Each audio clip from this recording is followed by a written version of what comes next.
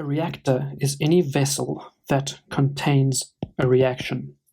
This vessel may have an agitator in it. It may have a heating or cooling coil that is around it. It may even have aeration to let air come into it, or even pH control. There is going to be an inlet and an outlet in most reactors. A reactor can be as small as a few cubic centimeters, and it can be as large as a few hundred or thousand cubic meters. Reactors could refer to a bioreactor, nuclear reactors, fission reactors, or just simply chemical reactors. There are various types of reactors. Typically, the three most common are the batch reactor or a semi-batch reactor, a continuous stirred tank reactor, a plug flow reactor.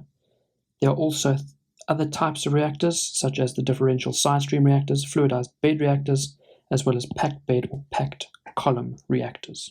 A batch reactor is a reactor such that there is a reaction taking place inside the vessel where there is no inlet or outlet into this reactor. A semi-batch reactor is one where we have either one inlet or one outlet from the reactor, but never both.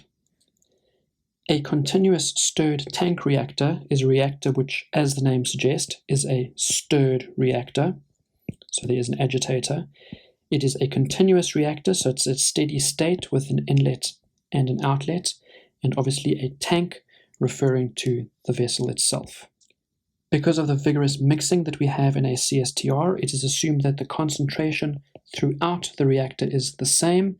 The concentration out is going to be the same as the concentration inside the reactor.